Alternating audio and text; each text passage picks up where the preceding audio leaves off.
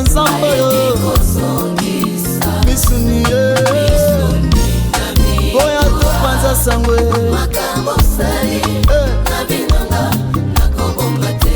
kelekeli mabazo na ngai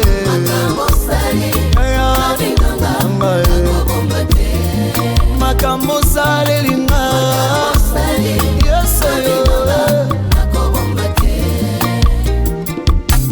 tu as fait le projet de bonheur et non de malheur na vie na ngai tango bakanisi bateki ngai soka bamemi nga na destine na ngai Joseph paisolenga na zamba soka nga Dawidi molongi Goliath mpo na Israel eloko elekeli ngai Yesu atalisi eve na nga te mpo apesa libala eloko elekeli ngai Yesu atali mabe nasala te mpo akufela ngai alongoli soni na ngai oyo ngai oyo nakoki te kobo. Bonsoir, grande famille de Foura TV Network. Que le Seigneur vous bénisse. Je suis dans la joie de me retrouver encore dans vos petits et grands écrans, comme j'aime bien le dire. Nous sommes bénis ce soir. Et je vais commencer d'abord pour demander mes plus grandes excuses pour ces petits retards que nous avons connus. Vous savez, traiter avec la technique n'est pas toujours évident, mais nous sommes là par la grâce de Dieu parce que nous sommes plus que vainqueurs. Et le Seigneur, c'est lui qui rend toutes choses possibles. Alors, comme vous le voyez, peut-être, ou vous le savez par les affiches qui ont déjà défilé sur Internet et sur notre page, je ne suis pas seule ce soir autour de ma table. J'ai une invitée spéciale. Quand je dis invitée spéciale, c'est parce que c'est une femme qui sait se faire remarquer, si je peux la décrire ainsi. Elle est très humble, très timide, mais quand il s'agit de travailler pour le Seigneur, elle est tellement remplie d'onction. Alors, sans plus tarder, je veux demander à la régie si la régie peut déjà nous montrer comment est-ce que notre invitée est belle, ravissante ce soir. Wow, thank you, maman. Alors, autour d'une table reçoit Mama Lola Kumbi. Je vais lui laisser quelques minutes pour se présenter. Amen. Merci, maman. Merci, derrière. Ceux qui n'ont pas me présenter comme Bolangeza, Mama Lola. Yes. Batmi baebinga na kombo ya Kumbi Malosa. Yes. Naza mariée, mère de 4 enfants. Chérie nanga kombo niza Papa Roger. Naza diagonesse na église Source de Vie où ekamba mipa ya pasteur Olivier Pakama. Papa bisikoza bambote. Merci. Amen. Amen. Que le Seigneur vous bénisse, maman. Je suis dans la joie. Nazane sengo makasi ya oyamba yo maman na plateau nanga. Je suis tellement heureuse. Alors ce soir nous allons être un peu bilingues hein, pour la gloire de Dieu et pour que nos invités et nos téléspectateurs également puissent nous suivre avec beaucoup d'attention. Alors, sans plus tarder, nous avons un thème qui est bien, Maman Lola, thème Nabiso, Eza Makasi Koleka. Nakolo Bake, thème Nabiso Eza Pona, ba amoureux, na ba amoureuse ya Jésus. Ba amoureuse ya parole, ba amoureux ya Nzambe. Parce que, comme on dit chez nous, Yende Molakisi Nzela. Amen. Alors ce soir, Maman Lola va un peu rentrer dans le vif de l'émission, du thème, du sujet, et nous expliquer un peu comment est-ce qu'une femme peut atteindre une dimension spirituelle. Est-ce que d'abord une femme, Maman Lola, est-ce que à quoi atteindre une dimension spirituelle? Amen, maman, c'est possible. C'est possible tant que bana na nzambe. Ce qui peut le lot obi ki to le la kaka, nde to so le ciel, la femme. Yes. Pour ngai na zone di maike, biso ba mama to ko atteindre une dimension spirituelle. Parce que na likambo etali dimension spirituelle mama. Etali karate biso ba mama. Parce que nzambe otondimela azozela ngai na yo na niveau na tozana to kota na mozindo na deep ya kozala na dimension spirituelle. Kozala na dimension spirituelle obika teke mama. Ezosenga na ba papa na biso ba mama na bana na biso. Ezosenga voir même na basali na nzambe. Niveau nzambe azozela biso yango wana. Amen. Amen. Merci. Et comment tokoloba na landio bien, si j'ai bien compris, olobi moi na nyonso ya nzambe, donc équipé, on peut parler de papa, maman, moi na basali ya nzambe. Amen. Est-ce que maman na oti côté, est-ce que c'est possible pour une femme d'atteindre cette dimension? Est-ce que moi c'est pas à coco ma dimension mon co spirituel te lobby que ah non, cette femme est vraiment remplie du Saint-Esprit, ou bien ezaka keloko moko eza réservé pour na ba papa ou soit ba sali ensemble comme on peut les appeler? C'est possible maman. Que biso ba mama to kota na kati to koma na niveau ya dimension spirituelle. Amen. Parce que tant que ba na nzambe nde na uti loba nzambe azozela biso na ba niveau wana. Peut-être biso ba na nzambe to mibosanaka. To benga mike toza ba na nzambe to kenda ke église. Mais tant ba problème yela ka biso, tant mikakatano yela ka biso, tant makamba lolenge na lolenge yela ka biso, to koma ka bato o ya souci, to koma ka désespéré, to mibunga ka ke tozali to bengami ba chrétien puis to bengami ba na nzambe. Wow. Pona kozala mwana nzambe to oyo nzambe azozela ngai na yo to pusana na dimension spirituelle. Pona ko pusana na dimension spirituelle ezosenga siko makambo ya foi. Parce que na dimension spirituelle kuna esenga makambo ebele. Eza bisika nzambe azolinga amona ngai na yo. Ndenge nini biso tozondima ye muto to monite. Amen. Ba dimension spirituelle yango wana. Parce que nzambe tozobela to mona ete. Donc il faut comprendre et puis nzambe azana confiance donc ozo comprendre que aza yende mutakela mokili akela biso. Donc azo zelanga no tokota na mozindo et puis foi na biso emata. Donc muto azana dimension spirituelle azana afandi na kati ya foi. Amen. Parce que nzambe tozobela aza esprit. Yango moni Bible ezotalisa biso que Bible ezotalisa so na hébreu zoloba que sans la foi c'est impossible pour nous à se payer sans Nzambe. Biso batu toza ko s'approcher et pas ina Nzambe. Biso batu tondimela ye. Et c'est ngeli to croire que Nzambe aza ko exister et puis afuta ka ba oyo baluka kai. Donc pour Nzamba futa yo, pour Nzamba futa ngai na yo, pour Nzamba futa mwana na Nzambe un chrétien. Donc Nzamba zo zelanga no tokota na mozindo. Comment yo benga noza mwana Nzambe? Ce qui problème est le okomi troublé, okomi stressé, obosani koza na Nzambe o azana nyonso na kati na maboko na ye. Que oza mwana na ye. Tozanga na bana na biso. Mais topisa bana biso lonso bazana ngo bosenga. Mona soka bi mama nzala o pesa ye. Mama na lingi bo o sala ngo. Bongo Nzambe alola. Est-ce que ko salela biso? Akosalela biso. Mais azosepela ngai na Nzambe azosela ngai na yo. Tokota na dimension spirituelle. Oui, bien loko di mama nanga. Na betelo lisolo moko. Eza na Bible. Simon.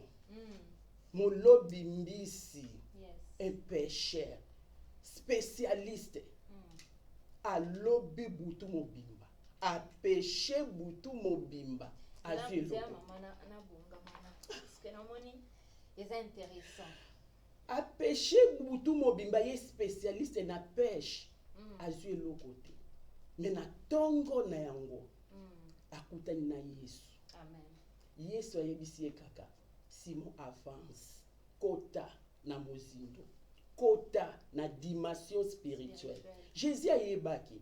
Nzambo alingi biso mingi. Nzamba monaki ye. Na butu lo lenge nini aleli abundia bundi peut-être na ki pêche ne yango alesa ka famille na ye. Mais tant où Jésus peut-être nzamba atali alobi non il faut na bimele siko bona kibomoto na sala ngolo pour soki ayoki parole nanga accepter yango tanga kokota na mozindo soki alobi soki a péché akozwa bambisi simo eloko ni alobaki abandeli non Jésus alobi ke na lobi to na péché butu momba na zwi eloko te mais sur ta parole na kobwaka lo simo era bo akotaki na mozindo ya mai abwaki file na ye azwaki bambisi ebele na basi bambisi ya nebile era azwaki era tekaki alesaki famille na ye donc eza lelo oyo eloko nzambe azozela epai na ngai na yo koza na dimension spirituelle ezosenga kake kokota na mozindo a profondeur deep na mozindo na makambu ya nzambe.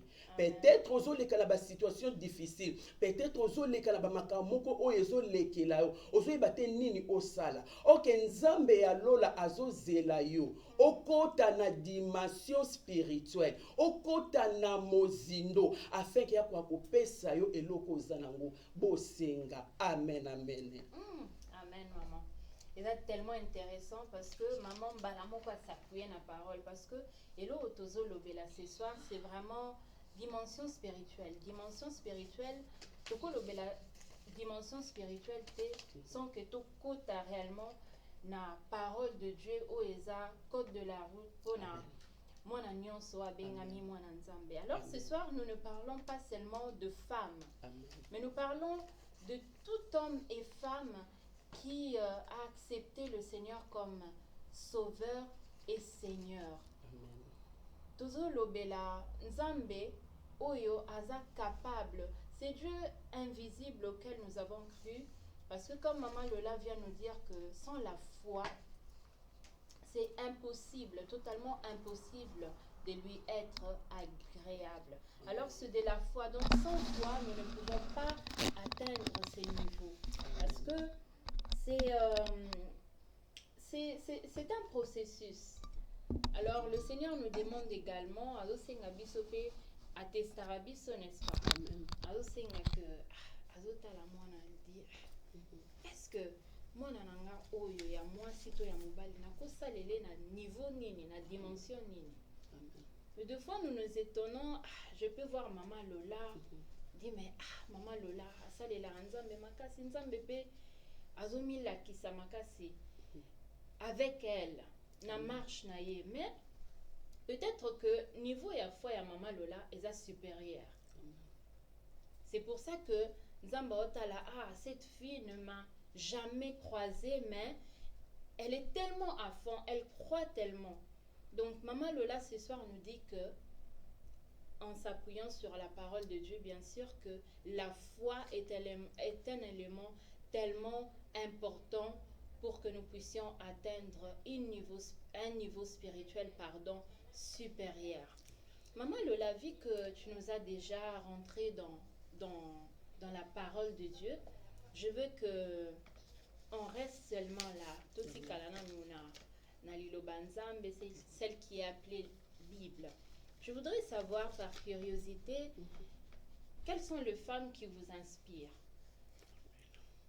dans la parole de Dieu. Quelles sont les femmes aussi dont nous pouvons dire que non, cette femme avait atteint un niveau spirituel élevé. Amen maman nzamba pambola Amen. Bon, en tout cas question non où isepeli singa. Amen.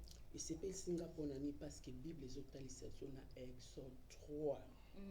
Ezotalisa biso lisolo ya Moïse na Sephora. Moïse azalaki mutu oyo nzambe atelemisa kwa kende ko libérer bana Israël na Égypte. Mais Moïse atali ki faiblesse na ye. Akotaki doute. Ok nzambe atunaki motuna nani alobisaka bababa. Mais après wana Moïse aki ko accepter ko kende ko libérer bana Israël na Égypte. Na nzela na ye bazokende na mwasi na ye Sephora. Bible ezotalisa nga ke na butu wana Moïse alali. Ezaki te ke mutu ya mokili ayaki po aboma Moïse non. Bible ezotalisanga ke ezalaki nde nzambe ye moko alingaki aboma Moïse. Mais tellement pembeni na ye azalaki na femme moko azalaki sage.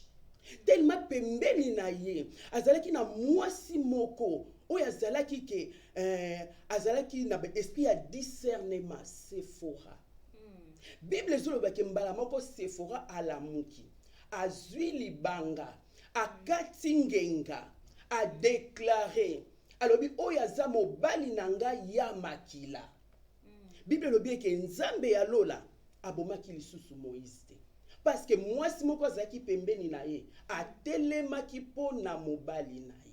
Donc mwasi onde vraiment mutu a inspira ngai mpona comprendre ke biso ba mama nzambe atiaka biso pembeni ya mibali na biso pamba te. Tango nous allons ke mwasi aza n'importe qui te. Mwasi aza mutu akosakala na ye te.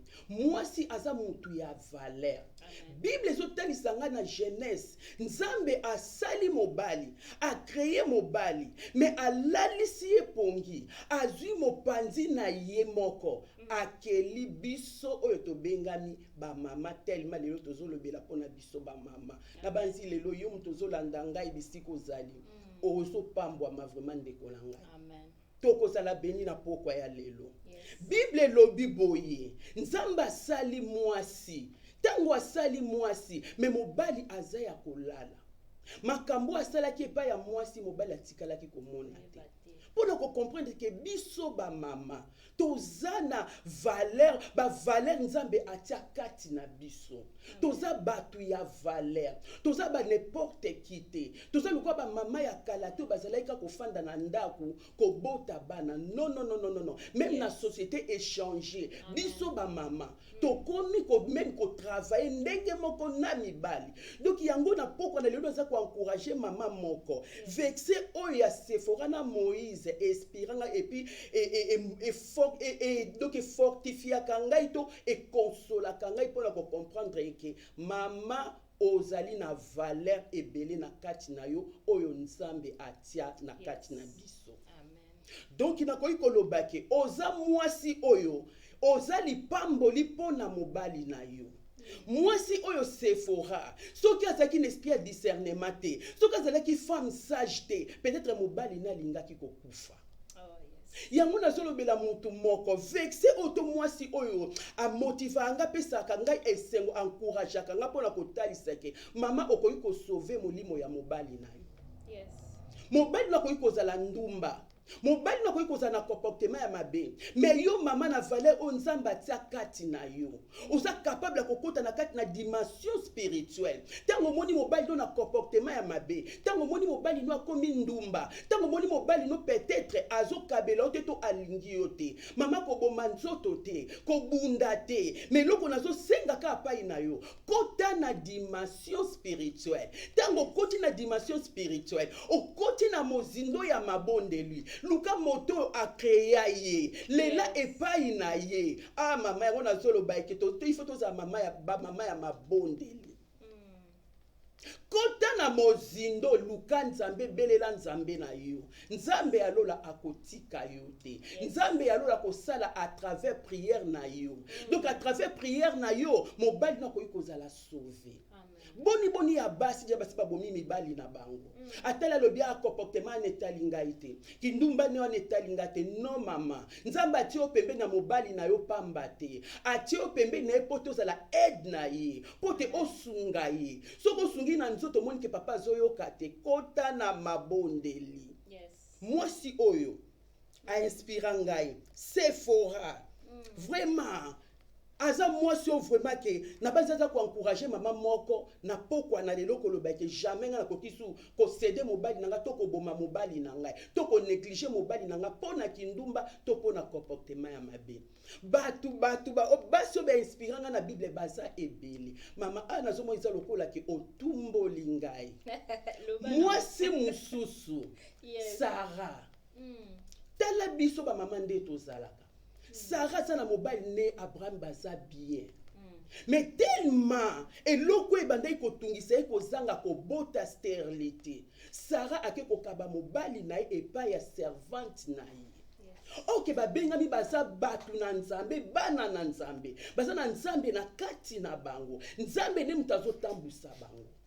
Yango wana na banzi lisolo ya Sara koki pe ko encourager o mama na ngai. Que ata ozobota te, que ata mobali no comportement ya mabe, que ata mobali na yo ndeko na nga alingi yo te. Ko cede mobali na yo te. Mais yo luka nzambe wana. Kolo mobali na oya kela mobali na yo. Afeka koka ko changer ye. Tele likambo komaki pa ya Sara, akabi mobali ne pa ya Aga. Mais après wana nzambe ko sala ngolo aye ko bota. Patience na biso ba mama. Mitema minene na biso ba mama. Ba mama na biso akala balobake. Ba fanda na mabala peut-être kaka pona bana. Mama zaka moto motema munene. Yango na pokwa na lelo. Mama oyo zolanda ngai. Tozala ba mama oyo tozana mitema ya minene. Mitema ya kobomba. Na yebi ke biso ba mama tozaka na toza vraiment tozaka makasi kote wana. Mais ta musu pe to lembaka. To sedaka lokola Sara. Mais Bible zoloba eke nzamba tinda kiloba ne liloba egeri. Et puis nzamba tinda ka liloba ne pambate. Soka tindi liloba nae. C'est que quelque part amoni mama moko azo négliger mobali nae. Mama moko déjà si akabi mobali nae. Yes. Yango wana lisolo ya Sara édifie ngai na yo na kombo na Yesu. Merci maman. Amen. On croit déjà que par là Ertorio ka maman Lola azo s'exprimer. Il y a une femme quelque part qui est bénie, qui reçoit la vie parce que nous nous appuyons sur la parole de Dieu. Nous savons que toutes personnes qui sont venues auprès de Dieu, qui ont rencontré le Seigneur, ne sont jamais rentrées telles qu'ils étaient venus. Amen. Alors la parole de Dieu, c'est une source de vie. Amen. Sur laquelle nous nous appuyons pour marcher et aller loin dans la foi, aller loin dans la marche avec le Seigneur. Maman Lola, Amen. Que le Seigneur vous bénisse. Amen. On est tellement bénis ce soir parce que le Seigneur est en train d'opérer. Même lorsque nous ne voyons pas, nous savons que le Seigneur est là pour bénir la vie d'une personne, la vie d'une femme, la vie d'un homme qui nous suit partout dans le monde. Restez branchés, restez connectés toujours. Faites-nous connaître vos pensées par des commentaires, par de cœur, parce que nous sommes live. Et lorsque nous sommes live, il y a la vie. Amen. Maman Lola. Yes, maman. Maman Lola, vous m'avez tellement touchée par de femmes. Parce que souvent, lorsqu'on parle de femmes qui inspirent, Toyoka Kaka Anne, Toyoka Ruth, Toyoka Naomi, Toyoka Déborah. Mais vous nous avez parlé de la première femme. Et là, je suis tellement étonnée. Alors, toi qui avais peut-être une femme qui avait perdu l'espoir pour ton mari, pour ton fiancé, le Seigneur est capable de changer cet homme. Le Seigneur est capable parce que nous ne parlons pas seulement aux femmes, nous parlons également aux hommes. Parce qu'il y a des hommes, Maman Lola, les hommes souffrir. Alors c'est aussi important qu'ils se sentent concernés un peu parce que Dieu est capable également de transformer une femme. Amen. Savez, chacun vient de son éducation, chacun vient de sa famille. Donc souvent, on se rencontre pour faire une famille. Donc c'est pas toujours facile. Mais Maman Lola nous rassure qu'avec le Seigneur, c'est possible. Recommande juste ton sort à l'Éternel et le Seigneur fera le reste. Alors, Maman Lola, tozo continuer. Amen. Tozo progresser. Toujours na moisi. Je veux que vous restiez un peu sur la femme. Amen. Parce que moi, si elle a un devoir, rébellé vis-à-vis de la société, vis-à-vis de sa famille, vis-à-vis de son homme. Moi aussi. Lorsque nous parlons de dimension spirituelle, quels sont les fruits qu'une femme, une bonne femme qui s'appuie sur la parole peut produire? Merci maman pour la question. Non? Amen. Vraiment, je peux répondre au bout. Premièrement, bafruit oyo mwasi oyo aza na dimension spirituelle akoki koproduire eza soki toke na Galate chapitre 5 verset 22 kuna etalisi biso boye bafruit ya Saint Esprit ebandeli biso na liboso ya amour.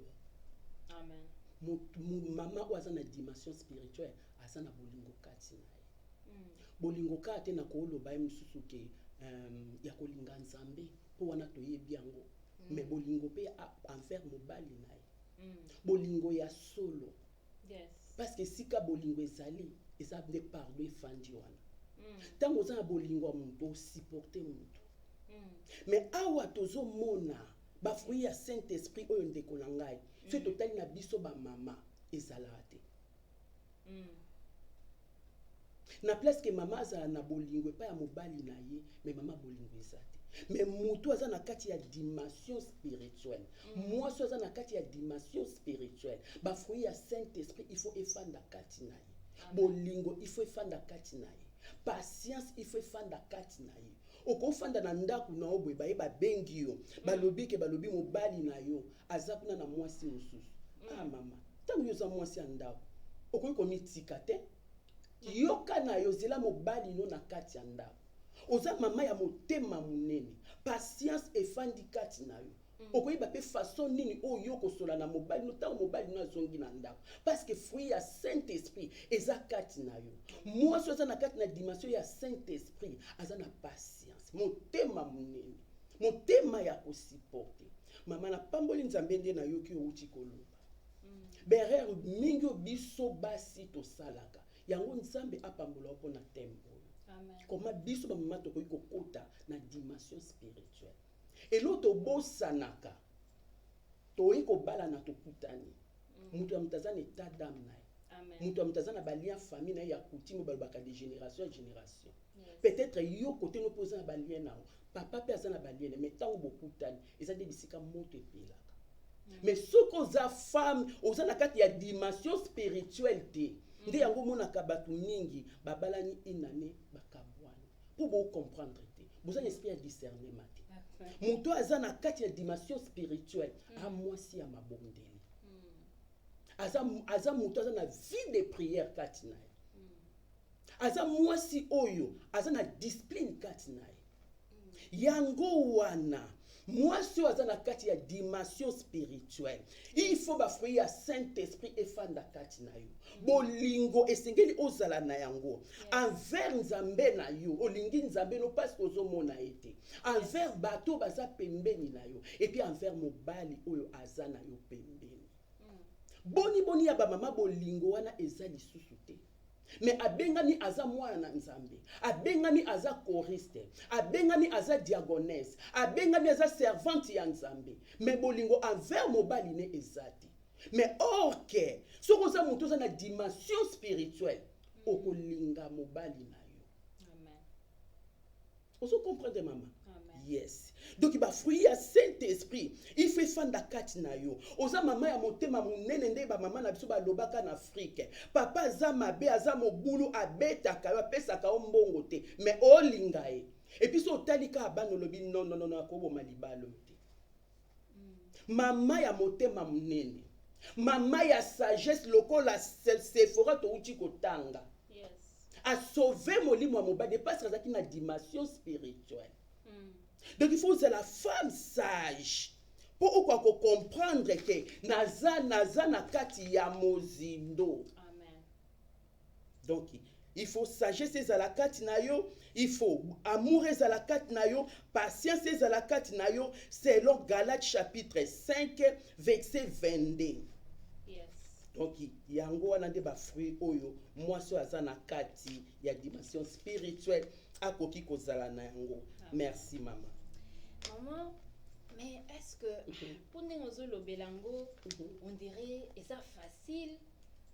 C'est quoi pour nous oyo non atteindre peut-être dimension anate ou soit à autobongo la monte masika pour par exemple oyo ayebi penzambete parce que nous parlons c'est autour d'une table c'est comme une évangélisation on jette la pierre. Amen. On est là pour atteindre le maximum de âmes dans le monde. siko mama o azotala biso o ndenge utoloba mobali ne a méprisaka ye. Elles se sont très méprisées par son mari. Elles sont comme si son mari ne l'aime pas. Mais au yebisi quelque part que Nzambazali à s'approcher. Mais siko ce qui a yebi peut-être ou soit maman wana zolanda biso. Est-ce que au yebisa ye ce qui y a de prix à payer? Est-ce que exigence moko ezali ou soit eloko nini akosala pour que atteindre dimension wana et que amema peut-être motema ya mobali na ye pa Nzambe et à retrouver bonheur na ye? Merci maman pour la question. Vraiment nakoloba boye étant que maman ce que doit atteindre dimension spirituelle. Ils ont la discipline na vie chrétienne na yo. Ata kuto bongoli motema lelo mama nanga. Kuto muto abongola motema lelo azavuma na kubanga Nzambe. Amen. Mais pour ozala ou atteindre dimension spirituelle, il faut la discipline dans la vie chrétienne na yo. Yes. Il faut la mutu ya sacrifice. Yeah. Mama oazo landango abongoli motema sika to abali sika yo kangai landanga malamu eko ede yo kwa kosunga yo selon mama ndenga utikoloba. Il faut la discipline na kat na vie chrétienne na yo. Et puis il faut la vie à sacrifice. Tant on a zo ba vie à sacrifice maman, ozo la sacrifice même na tana yo. Okoza na tana yo moko mama yako bonde la Nzambe. Donc il faut na vie à prière na kati na bomo ina yo. Il faut na vie à prière. Ce que na vie à prière maman nangai eko ede yo pokota na mozindo na dimension spirituelle afin que maman nangai okwape ko sauver molimo ya mobali na yo. Parce que prière est sa communication. Parce que prière est sa conversation. Parce que prière notre vie communication na biso batu o bazo tanza na health and social care bazo benga communication eza kimunene. Communication yo no zo sala na muta mokilité mais osana Nzambe ya lola. Amen. Nzambe azana nyoso oyo za nango bosenga asimbi yango na maboko na ye. Donc il sacrifie, il faut na vie de prière. Parce que Bible ezotali sangai ebele ya basi bazalaki na ba problème mais prière tant bakotaki na mozindo ya prière epesa ibango solution.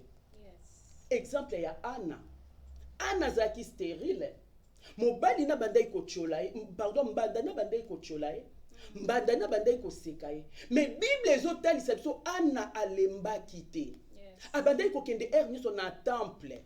Kuna bandai ko kende ko sa nini ko bondela Nzambe ya lola. Alléluia. Mais un jour mama langai Anna mataki na temple azo prier tellement pas setondaki na motema azotala mbanda na azo sekaye ponini ya azo botate ponini ya za na bana te abande suko kwa kubimisa maloba te. Mais loko nini Bible ezotalisa biso Anna akomika ko beguye bibebu na ye. Tant azo beguye bibebu na ye pembeni wana mosani na Nzambe Eli. Yes. Ayebise moi si ti tango nino kotika kolangwa masanga. Mais Anna lokola azalaki mwasi azalaki déjà na dimension ya prière. Alanda elite ayebise ka lobisa pasi ya motema langa. Etindi ngai na bondela. Fizaki na baso bazaka na dimension spirituelle tende maman de selon thème na biso. Après qu'on répondre pe mosala Nzambe mabe. Yes. Mais Anna zaki toujours mwasi akomikitisa. Yango mwana zolobaki ezana prix okoki ko payer pour la kokota na dimension spirituelle. Yes. Anna tangu a prier mosala na Nzambe tanga lobine bongo. Tangu Anna bimaki nde bisika bénédiction ne fongwamaki. Yes. Vous comprenez maman? Amen. Vie de prière et pas à moi dans Nzambe c'est très important. Na ko exemple il y a David. David ba wendre ya komi roi. Ba Philistin ba yini ba nguna na binemi na e ba sepelité. Ba yé po ba ya ko bundisa David. Mais tangu ba informa ki David. On a titso na zote ya l'église na loba tangu nyos. David anyamuki. Konyamuka David anyamuki pamba te. Ake ko invoquer Nzambe ya lola. Apesa ba directive. David a dévié à Kibango. Okay. Amitala ite ke naza roi. Amitala ite ke ba wendre ngai. Amitala ite. Yes. Mais amikitisa ka habité nazo eba nasa na Nzambe moko o ba benga ka le roi des rois. Yes. O soki a telemi binemi na ba obunga. Alléluia. David a kende ko consulter Nzambe. Nzambe apesa ke ba directive et puis aswa ki victoire. Alléluia. Wana ya liboso. Pour atteindre dimension spirituelle, maman ozolanda ngai. Yes. Et sengelo za na vie ya méditation. Maman langa makambo nazo yebisa biso eza très important. Oyo mingi biso bana na Nzambe to sakana nango. Yes. Et loko to bosanaka. Bo tozo zela boyei na Yesu. Soki oza na vie de prière te, vie ya méditation te, diable kwa ko embrouiller. Awa méditation est très important. Parce que dans la méditation, donc on peut découvrir la promesse de Nzamba pesa biso. Yango moni, Osée chapitre 4 verset 6, c'est mon peuple est détruit parce qu'il lui manque de connaissances. Kozanga connaissance de konangai et bomaka. Mais ce que vous méditez, vous pouvez comprendre. Peut-être que vous avez battu que vous avez promesse à Nzambe na kat na vie na yo. Nzamba prometteur makambo ebele. Yes. Bible zo loba boye. Na Exode ku nezo talisa biso. Soki to servi Nzambe. Akopesa biso li papa kopesa biso mai.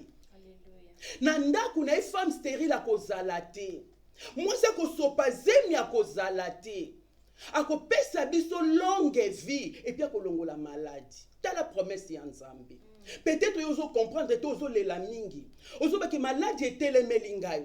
Ba problème était le melingai. Pauvreté était le melingai. Mais ko ye bango ndenge ni ke Nzamba pesa yo ba promesse. Likolo ya makambo était le melo soki oza na vie ya méditation te.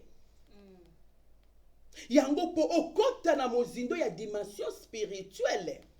Il faut que la moto dans la vie de prière, dans la vie de méditation. Et puis ça moto zo gêné. Mais bien aimé, na kati ya ko gêné, tozo boma ba désir na biso.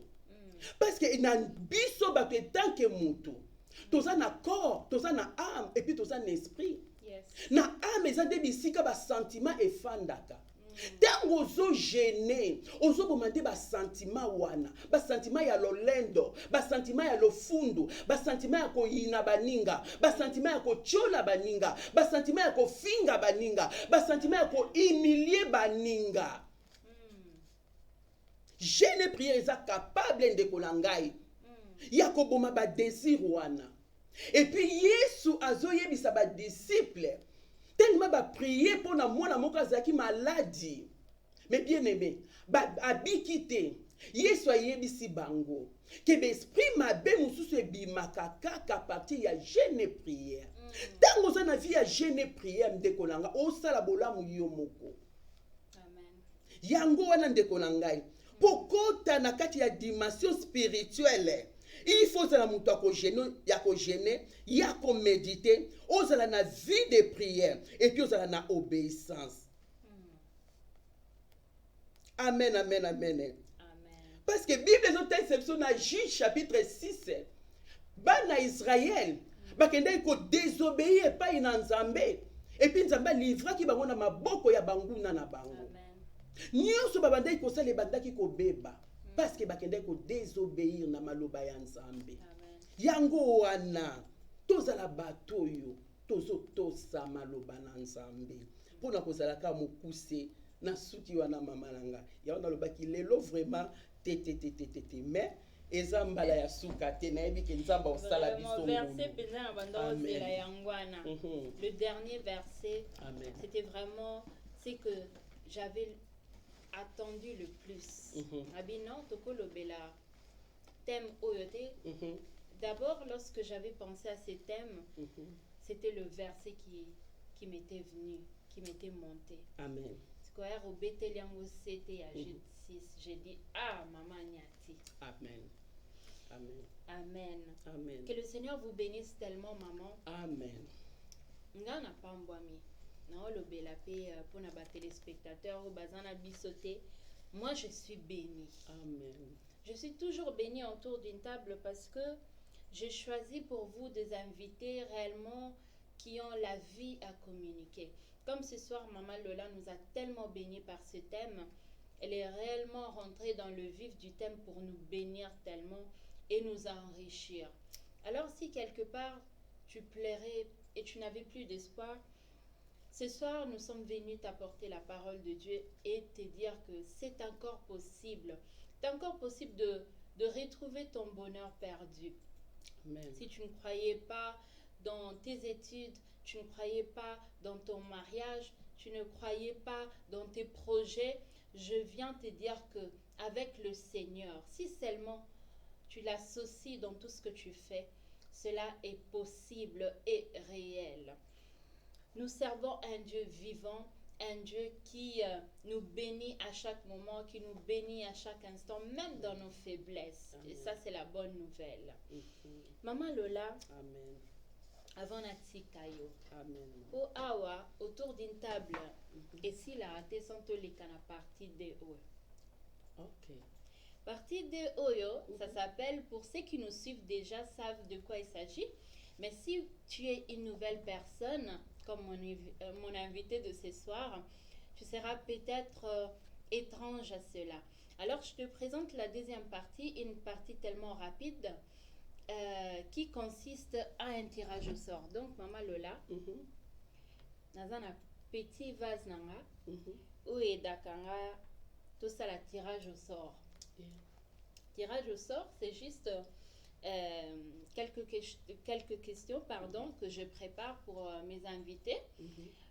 Vous devez juste lire à haute voix pour les téléspectateurs, puis on a de quoi il s'agit, et puis nous donner la réponse par rapport à ça. No problem. Vous êtes ready? Amen, maman. Amen. Maman le Lazare ready. Ici, on ne triche pas. Maman Lola. Wow.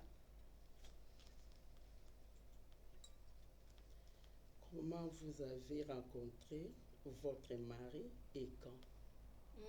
Wow. Wow. Wow. Question epesinga esengo.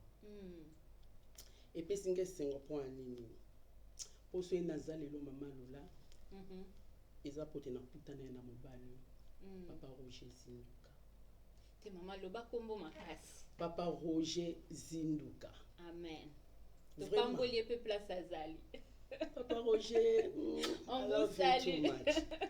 Yes, mama. Ngai na bongoli motema mwana mokie vraiment. Même sorry pour na bato baolanda nga même ndio balobaki ba âge ya puberté na leki on na kati ya vie chrétienne. Comment na leki on na âge na kati ya vie chrétienne. Kobotama na nga na belaki mingi. Bato bayebi mingi babengaka koso fwengi bakongo babengaka. Donc kopema lokola mbisi olikoko. Mbisi mo bapema mbamba. Naki na koso ndenge wana. Bayana nga bayebisanga so ebake classe na tongo na 12h tant ba ozonga na bonbon na campus. Vraiment eza eloko moko te ebikisaki ngai. Musu baseka nga balobiki oyebike yo olia nyao na lela mukomusu na tuni bona lia nyao ndeni. À partir ya maladi kosu ne bandai kosala.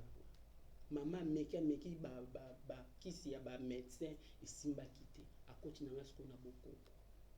Ndisiko bisika ba ko yebise qu'il faut basala ba soki poswanya so il faut na lia kango.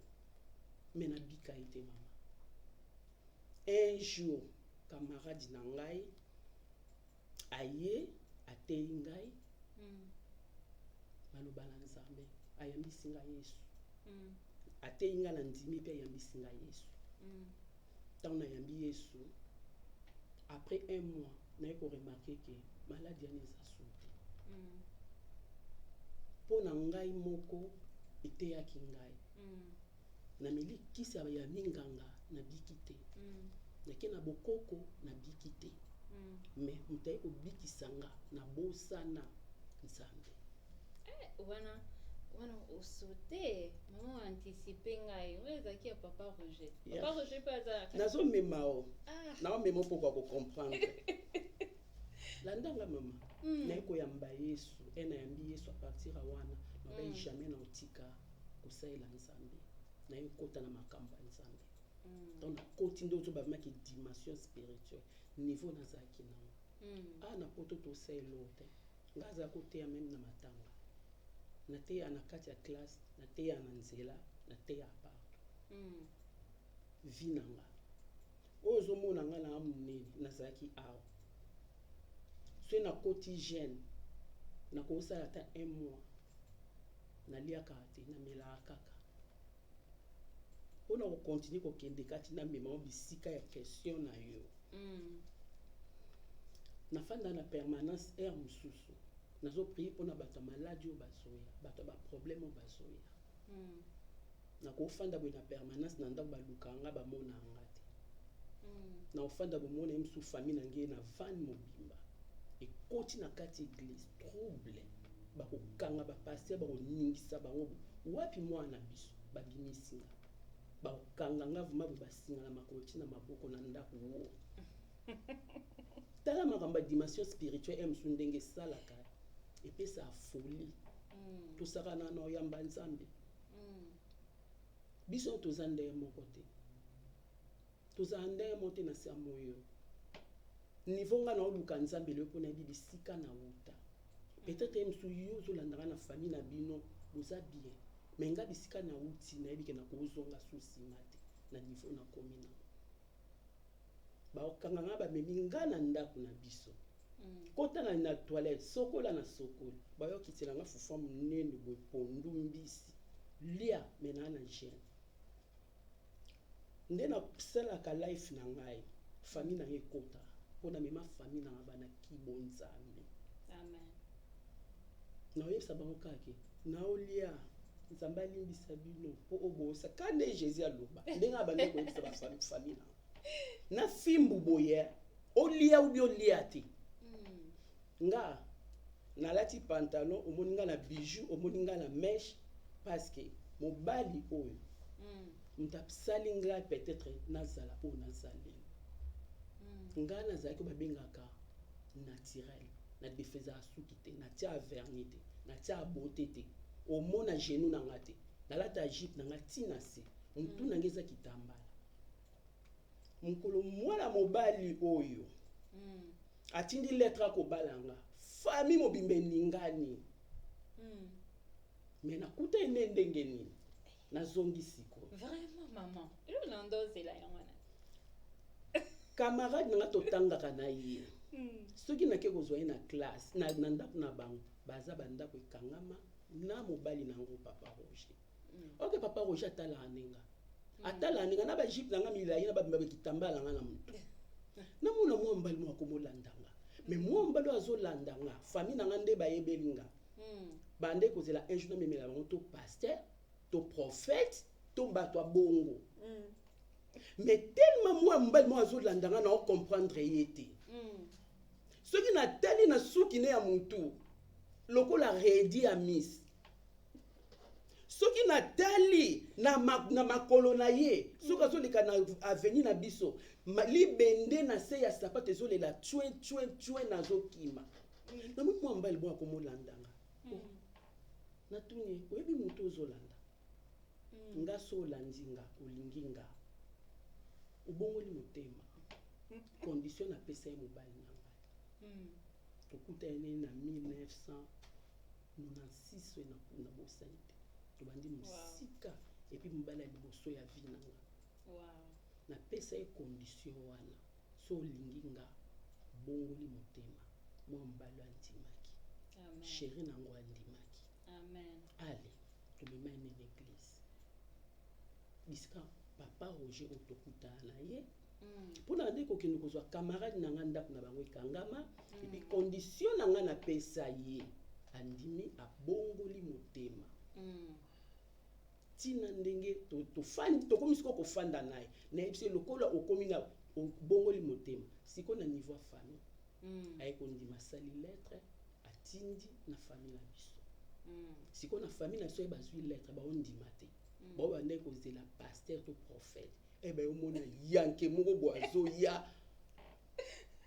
bakamwe basalelanga feti no liboso présentation ya pamba mais basalelanga feti moko po batika jamais komonanga na mobali to na makambo mabe donc basali na ndenge ke basepelisinga mais ezaki siko lokola moi na butu ye na kiyanke nga na jipa mulai mama yo oyo boya mobali na yo o mobali nanga azalaka kitoko te o mobali nanga azalaka ndumba o mobali nanga azalaka mabe landa histoire nanga koma nakutanaki na papa Roger.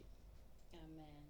Mama nayebi te ndenge nini batiakaka bote et puis bapapa oyo baboyaka basi na bango po mwasi no aza mabe po mwasi no ayebi kolata te po mwasi no ayebi te kobima kitoko na miso ya bato bosalaka erreur landa beta c'était please mama nanga bapapa oyo baboya basi soki abimi libanda miso neka na basi ya baninga libanda mais oyo ye moko azobosana ke akoki mpe kobongisa ye akoma mpe kitoko lokola mwasi oyo ya libanda oyo azolula tata oyo yanga papa Roger ayebisi nga lobi na ofasone yo kobanga te na bajipe na milai lokola na lingi yo akomo memanga pa ya basero bakanga basuki ya maboko abi lokola bameshi yo namoni okokango te bénéfice ke suki ya maboko mike elongi lebima tata wakomo memanga bisiko bakanga basuki ya maboko omona bakayinga pe suki ya maboko chaque suki 10 semaines suki 1 mois mutu ekomi propre nayebi kobina te ye mutu aloyenge nga mutu molimo bakoki koinvite biso boye neti soki na bosani te camarade nasalaki anniversaire ainvite biso nayebise nga yebobina te nga makambo nyonso nayebi na nga te omemanga na fete noke esali abina olakisa o ndenge nini babinaka papa oyo asala sacrifice papa na ngai bongisa mwasi nao me koboya ye te ayebisi ngai na okoti na kati ya piste so moi nabwaki likolo gauche yo mpe bwaka so moi nabwaki droite yo tala ngai répétition bandoza déjà ndaku ou bien na ndaku te kaka sur place tokozala na coin te me na kati ya bato omona sosi nelingaka abika omona nga mpe kaka piu nabwaki likolo mwa mpe piu nabwaki koyeba kobina nanga moke nakomi koyeba kobina nde lelo oyo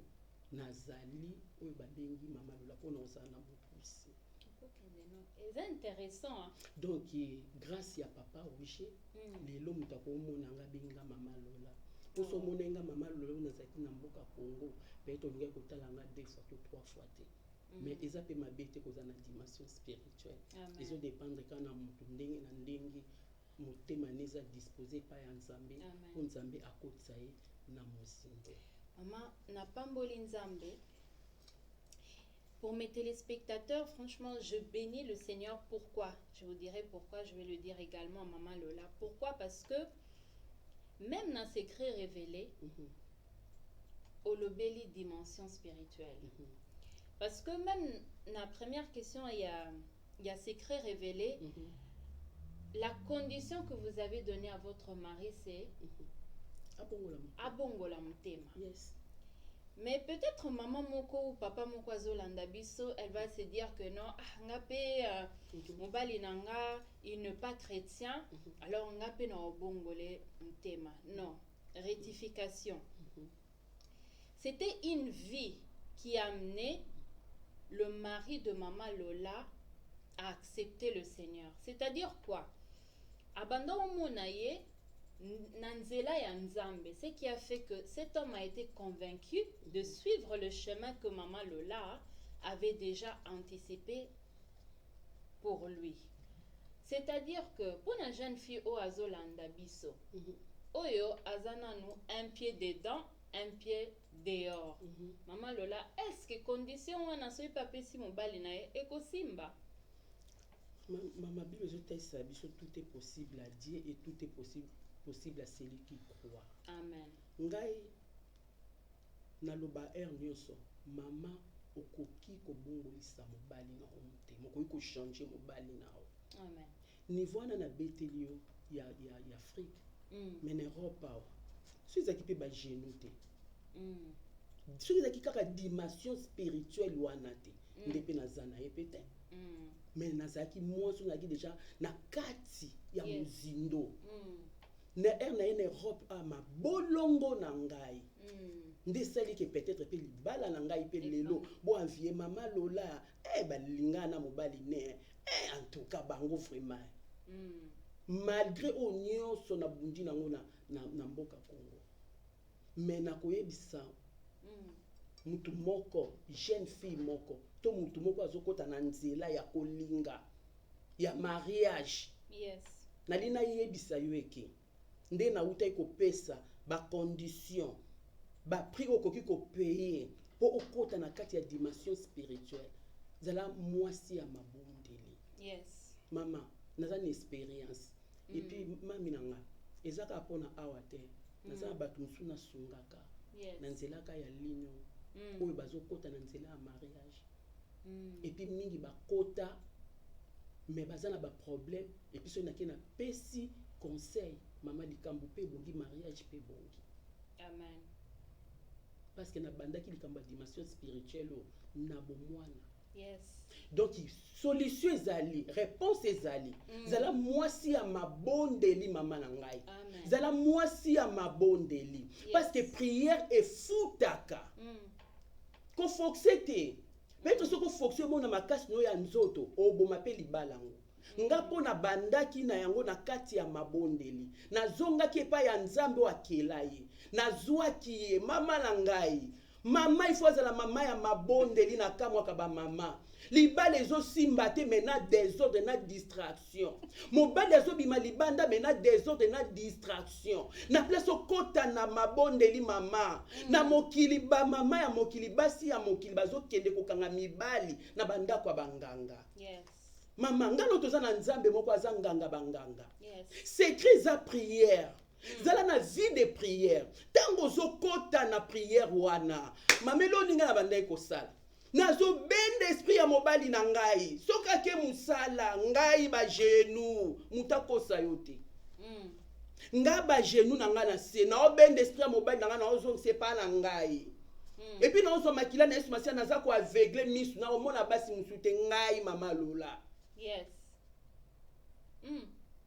Nazo benda ekisite soki na mokiba osala kisi bongo biso kisi na tuza nde prière kota na mabondeli bende esprit ya mobali na yo koza apprécier ya koboma libala koza apprécier ya kofinga mobali na yo koza la apprécier ya kobinisa secret ya ndako na libanda. Parce que vous avez Nzambe moko akela yo mama na ngai atia ba valeur ebele na kati na yo kota na mabondeli bondela Nzambe ya lola pona mobali na yo soki ake musala telema mama mabondeli pamela ka bengana ka mama mokili tozana ngweza mokili ya mabe. Mutu muso kotalo boza bien na libala no mama za ko envier yo apusa na pembeno po luka aya ko bebisa ka libala na yo mais soko za mutu za mama oza na kati ya na dimension spiritualité oza na vie de prière te mama oza zéro po mobali alinga yo ata secret za awa na mabondeli nga na vivre yango mama pratiquer yango solola na Nzambe na yo solola na mokeli na ye akozongisa motema na epai na yo ndenge Bible ezoba ke mitema ya bato esimba mi epai na Nzambe. Nzambe alola balola kango na kote oyo alingi olingi Nzambe balola motema ya mobali no pai na yo zala mama ya mabondeli. Zala na vie de prière mama na ngai. Longwa na distraction. Pokota na dimension spirituelle il faut longwa na makambo ezanga tina. Longwa na songi. Longwa na kotonga. Longwa na koyina. Longwa na kofinga. Longwa na makambo ezangi tina mama. Soki lelo za toujours ko continuer na kofinga na kotonga na kochol. C'est ko comprendre na nute Nzambe oyo ndimela. Que Nzambe ondimela aozela na niveau wana te mama aozela na niveau ya mozindo. Mama réponse nange zali po fandisa libala nao na mabondeli. Merci maman. Zamba pambola, maman Lola. Yes maman. Zamba pambola yo. Amen. Et maman. puis, ce que j'aime avec maman Lola, parce que Ngalaza parmi ceux qui suivent le live, maman Lola, c'est parmi... Je l'ai invitée parce que je suis ses lives. À ses pelsanga makasi maman. Nabi déjà que ce qu'a bêti déjà ma boko boy, c'est kazo mata na dimension. Amen maman. Lorsque vous la rencontrez comme ça, elle est très calme, très timide. Mais lorsque vous la suivez sur sa page Kumbi Malosa, hein, maman? Yes, maman. Kumbi Malosa, chaque samedi et chaque dimanche le matin, si vous partez la suivre sur Facebook, les communiqués seront donnés sur la page. Bromo Nake, c'est vraiment une femme qui a une dimension spirituelle. Et j'aime donner le thème et j'aime également que le Saint-Esprit m'inspire sur la personne qui peut bien transmettre et bien défendre le thème. Maman, dernier cœur, dernier cœur pour Problème. Problème de maman. Quand vous avez commencé votre marche chrétienne, nde nautai koloba na bongoli motema banda 1990. Ok. Nde na bongoli motema, na bongoli motema parce que maladi oyo nazalaki nango namoni esika nazwa solution te. Amen. Namoni ndeni mama na nga azobunda. So ayoki papa moko to asalisaka mona ye wana zwinga. Tokei na nzoto nange ezalaki oyo babengaka banzoloko. Donc bakataka bakati oyo mike bazukisi bakisa bokoko batie ezoswa lokola pilipili kaka mpo esilisa kosukosu ebanda ekosala ngai. Mais ntango nakutanaki na moninga na ngai atei ngai ayambisi ngai Yesu depuis nona nde nafandi kaka na se na makolo na Yesu ti lelo oyo bomoninga lelo mama Lola. Donc yango wana nalobaka biso toza ndenge moko te. Peut-être na vie ya bandeko mosusu famille na bino boza bien oza nao bien, mais ngai mama Lola sans Nzambe naza te. Amen.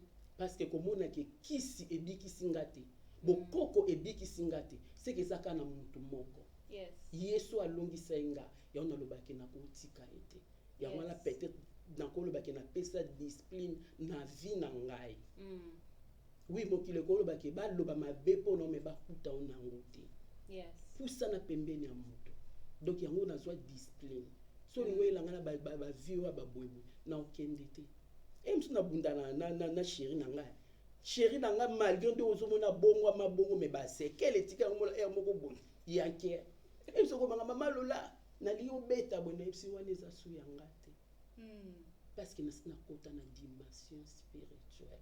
Amen. Donc depuis 1990 na yamba Yesu nazati lelo na se na makolo na Yesu na benga mi diagonesse nazo prier une église source de vie ya pasteur Olivier Bakama. Pasteur Olivier Nzamba Pambola bino, je vous salue également. Nzamba Pambola maman. Azongisa ebele parce que to pambwami, on est béni ce soir avec maman Lola. J'espère que ça soit également partagé de votre côté. Je remercie le public qui a été très patient avec nous ce soir. Que le Seigneur vous bénisse. Merci à ma grande famille en Italie. Merci à la grande famille de Foura TV. Que le Seigneur vous bénisse pour votre temps. Je remercie également la régie pour les grands travaux. Que le Seigneur vous bénisse. Papa Hervé Vika, Pasteur Hervé Vika, que le Seigneur vous bénisse pour ces beaux travaux que vous faites pour nous. Maman Lola, un petit mot de la fin pour nos téléspectateurs au Balandi Bisopé, Baolanda Biso en différé. Vraiment, mon anga ya suka na komikolo baboye. Mama bisiko za telema. Kopesa raison te. Que pour na kota na dimension spirituelle, il faut naza na bana te, to naza muto na bali te. Mama, toza na mwasi moko Bible ezotalisa biso Débora. Mwasi wana azaki juge, azaki prophétesse, azaki mariée. Kokota na dimension spirituelle ezolobaka ateke bato baza libre non. Même ngande na bengami naza mama loa naza pe bis. Na otanga, na osala, na kota ki mercredi na bimi lelo jeudi na tongo. Na oservi nzambe temple l'église source de vie. Na fandi na kati na dimension spirituelle. Yango pe naza ko encourager maman ozolandanga. Yo za na ba problème. Peut-être ndako kimi ezate, na mobali boyokani ezate, esengo ezate, na ye ko encourager yo telema mama. Kota na dimension spirituelle. Soko koti na mozindo ya mabondeli, ya koluka nzambe. Nzambe wana otika yote. Nzambe wana kopesa o motema no o eza nango bosenga. Yango na sengi merci na mobali na ngai pe papa Roger et puis na bana nyonso papa Roger merci le lengo permettre ngai na ya na invitation ba pesinga. Papa Nzambe a continue toujours ko pambola. Amen. Merci. Que le Seigneur bénisse papa Roger. Merci pour na kolingela biso mama Lola. Nzamba pambola yo place aux ali pour na le travail que vous faites sur sa vie, hein? Héros dans l'ombre. Yes. Maman Lola, Nzamba Pambola Bino. Merci. Merci pour la présence Nabino. Merci pour l'invitation Nabiso au vous accepter. Merci pour la patience, merci pour la montée mamounene. Que le Seigneur vous bénisse énormément et abondamment. C'était ainsi autour d'une table avec Grazia Vika et qui vous a amené ce soir Maman Lola, Maman Kumbi Malosa pour plusieurs. Nous avons été bénis, moi j'ai été bénie, j'espère également pour vous. Je vous remercie pour votre patience et si nous avons connu quelques problèmes techniques, veuillez nous excuser. Vous pouvez suivre l'émission, l'intégralité de l'émission sur YouTube. Nous avons un compte YouTube là où vous pouvez suivre l'intégralité, mais elle sera également rediffusée encore sur Foura TV et sur Facebook. Que le Seigneur vous bénisse et à très bientôt pour un prochain numéro d'Autour d'une table avec moi-même, Grazia Vika. Que le Seigneur vous bénisse et à très bientôt. Bye. Opekisaki nga na panza sango bola mosaleli ngai me motema ebombi ekoki te sukasuka epasoli monoko maloba ebini. Alleluya. Ayebi kosala oyo bato bakoka te, ayebi kopesa esengo na baebalela, ayebi kosimba mitema oyo ezoka, ayebi kozongisa misumi na mikura, makambo sali na binanga nakobomba te,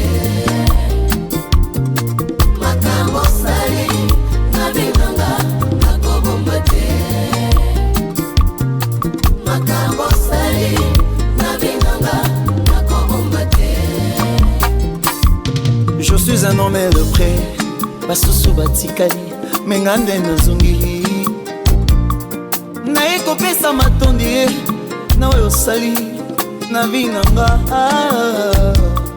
Olongoli kanser apasi ebetaki nelongi na ngai nakobomba te, okausi mpe joli ebima moto akopangusa azalaki te, okausi yango yeswe bapasola badosie na bakompani me lelo nakomi engage nakobomba te,